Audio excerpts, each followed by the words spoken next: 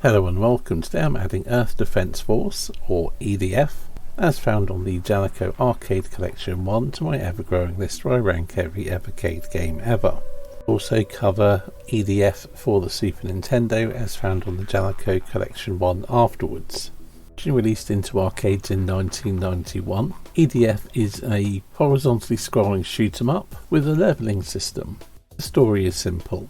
Earth is being threatened by an alien empire called the Azima Empire, and the EDF deploys you in your XA-1 fighter to destroy it. Yep, that's it. That simple. That's all it needs. It's a shoot 'em up. It's not a role-playing game. It's not narrative driven, so it's perfect. My own personal history with the EDF games, well, the Earth Defence Force games, or these ones by Jaleco, are, well, I'd seen it in magazines when I was younger. That's it. Now, there are other games called EDF or Earth Defence Force, but they're a whole different thing. Gameplay. On the surface, EDF seems like a fairly typical horizontally scrolling shoot 'em up. Seeing you fly left to right and you shoot things. But unlike most, you don't collect any power-ups, not at all. Instead, you gain experience by killing enemies, and when you increase the level, your weapons become more powerful and it changes the behaviour of your weapon pod and its various formations. When you start playing, you select from 4 different weapon types: Vulcan, Laser, Atomic and Homing. But once chosen, that's it, at least for that level.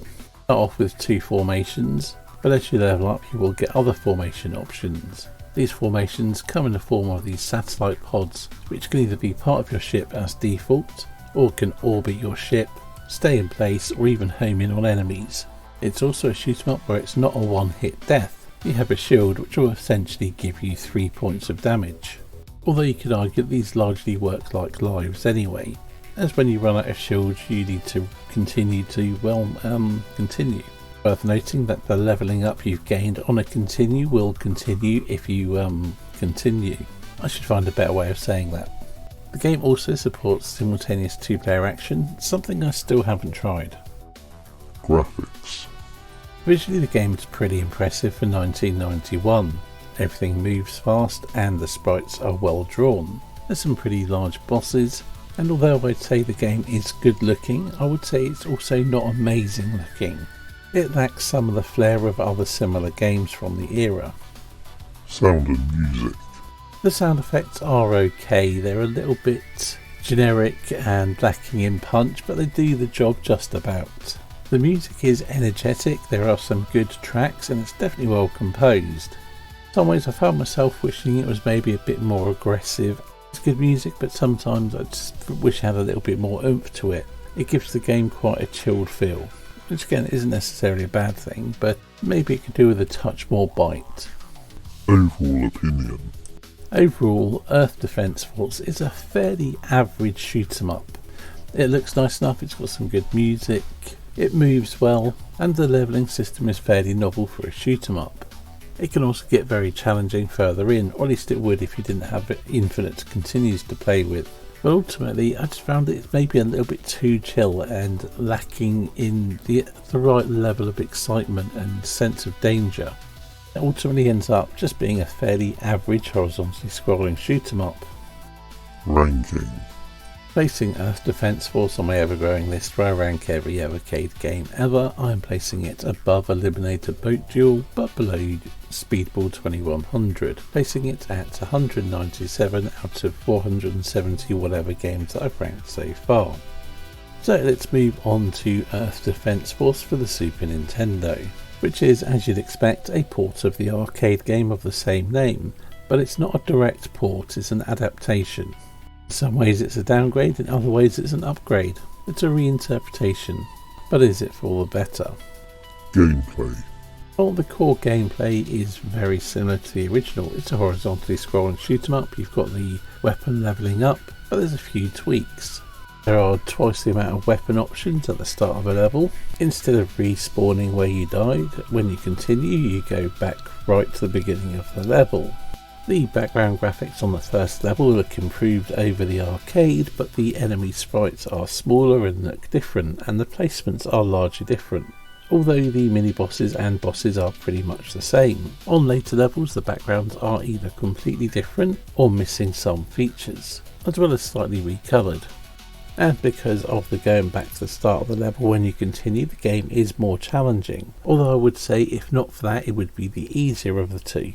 So if you want to view save states, well, the Super Nintendo version is probably easier. Graphics. I kind of already started on the graphics thing just now with saying how it's different and how the first level looks better and other look worse.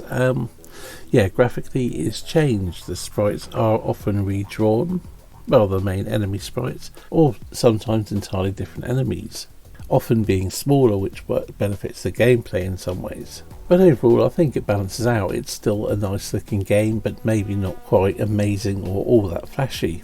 So it has some extra presentation, little bits at the beginning and things, but again it doesn't make a huge difference. Sound and music. Things here are largely the same. I mean, it does sound a bit different, but the sound effects are still a little bit underbaked, and the music is still well composed, and I'd say some of the tracks sound better here. I'm pretty sure some have been changed completely and sound better, so I'd say the music is better as a whole. Overall opinion. EDF for the Super Nintendo, or Super EDF, has been reworked and improved. While it does have some shortcomings compared to the arcade, being a bit more challenging and some of the backgrounds being less detailed, some are better. It also has extra content, some better music, and overall I think makes a better game. I think the enemy placement and difficulty per level is more balanced. The arcade game seems a bit more geared towards eating all your credits, whereas the Super Nintendo version is balanced a bit more to make you really work at getting good to beat it. The end result is a more challenging and a more satisfying game.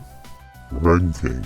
Placing the Super Nintendo version of Earth Defense Force on my ever-growing list where I rank every Evercade game ever, I've elected to put it above Battletoads Arcade, but below Gods, placing it at 98 out of 474 games that I've ranked so far. Anyway, I think that's a wrap for this video. Thank you for watching, and I'll see you on the next one.